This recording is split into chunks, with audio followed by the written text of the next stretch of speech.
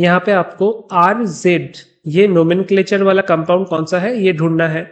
Z मतलब क्या, Z is cis and E means trans. अगर कोई डबल बॉन्ड वाला कंपाउंड है उसमें जो हेवियर ग्रुप है वो अगर एक तरफ है और जो लाइटर ग्रुप्स और लाइटर लिगेंड्स है वो एक तरफ है तो हम इसको बोलेंगे जेड यानी कि सिस। और अगर उल्टा होता है यहाँ पे हेवियर, यहाँ पे एक हेवियर, यहाँ पे लाइटर, यहाँ पे लाइटर, तब हम उसको बोलेंगे ट्रांस या फिर ई। तो इन चारों कंपाउंड में आप देखो इस डबल बॉन्ड के रिस्पेक्ट में दिस इज जेड यानी कि सिस, और इस डबल बॉन्ड के रिस्पेक्ट में भी दो हेवियर ग्रुप सेम साइड में है, so this is also Z. बाकी ये क्या है, ये कंपाउंड बी है ई यानी कि ट्रांस, और कंपाउंड डी भी है ई मतलब ट्रांस। तो कंपाउंड बी और कंपाउंड डी को हम पहले ही रिजेक्ट कर देते हैं हमारे लिस्ट से। बाकी बचा compound A and C. Compound A में ये जो मिथाइल है ये अपने तरफ है, इसका मतलब हाइड्रोजन जो लोएस्ट प्रायोरिटी वाला ग्रुप है वो पीछे की तरफ होगा। ये है आपका डबल बॉन्ड, ये बाकी का पोर्शन। अब प्रायोरिटी जब आप दोगे, प्रायोरिटी देने के वक्त आप इस चीज को ध्यान में रखो कि हम जब इस काइरल सेंटर को, this is our chiral centre, इसका आरएस नोमेनक्लेचर निकालना है। इस काइरल सेंटर का दोनों तरफ ये जो फर्स्ट कार्बन है उसका प्रायोरिटी सेम है क्योंकि दोनों कार्बन के साथ एक कार्बन और दो हाइड्रोजन एटम लगा हुआ है दोनों तरफ में। तो अगला कंपटीशन किसके साथ होगा, next competition will be of this carbon with this carbon. अब जो लेफ्ट हैंड साइड वाला कार्बन है उसके साथ क्या क्या अटैच्ड है, फॉर दिस कार्बन हमारे पास ये मिथाइल ग्रुप है यानी कि 3 हाइड्रोजन ग्रुप अटैच्ड है। बट फॉर दिस कार्बन यहाँ पे आप देखो फैंटम एटम का कंसेप्शन लगेगा। फैंटम एटम मतलब सपोज अगर C ट्रिपल बॉन्ड H, इस ग्रुप का हम बात कर रहे हैं, हम प्रायोरिटी देख रहे हैं इस तरफ से।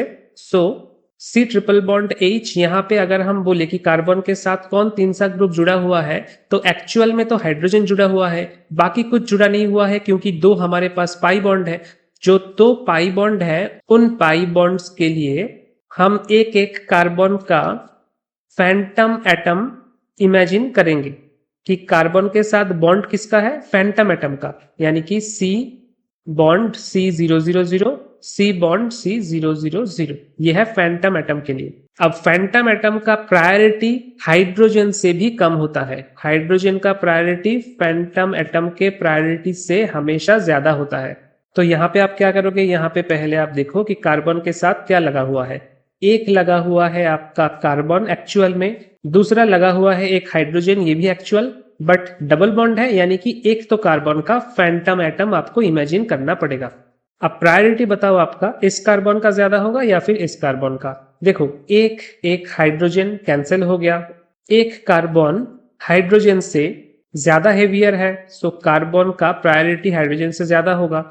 बट तीसरे केस में ये जो हाइड्रोजन है उसका प्रायोरिटी फैंटम एटम से ज्यादा होगा, यानी कि हाइड्रोजन का प्रायोरिटी फैंटम एटम से ज्यादा है। बट हमें हमेशा ध्यान रखना है कि टोटल मॉलिक्यूलर वेट जिसका ज्यादा होगा उसी का प्रायोरिटी फाइनली प्रीडोमिनेंट करेगा। यहाँ पे जैसे कार्बन के लिए हम 12 पकड़ सकते हैं, हाइड्रोजन का 1 है, और फैंटम एटम के केस में हाइड्रोजन का 1 है और कार्बन फैंटम एटम का 0 है। तो एक्चुअल में ज्यादा किसका है, इसका। तो कौन से वाले ग्रुप को हम प्रायोरिटी देंगे, हम राइट हैंड साइड वाला ग्रुप को, यानी कि इस ग्रुप को हम प्रायोरिटी देंगे ओवर दिस ग्रुप। अब आरएस नोमेनक्लेचर कैसे होगा, ये जो राइट हैंड साइड वाला पोर्शन है ये है 1 नंबर प्रायोरिटी, ये जो लेफ्ट हैंड साइड वाला पोर्शन है ये है 2 number priority, methyl group obviously होगा 3 number priority.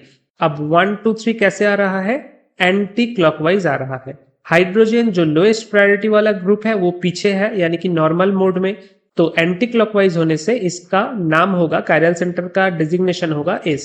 So this is SZ compound. But हमें क्या चाहिए अकॉर्डिंग टू द क्वेश्चन, यहाँ पे देखो आपको RZ कंपाउंड ढूंढना है।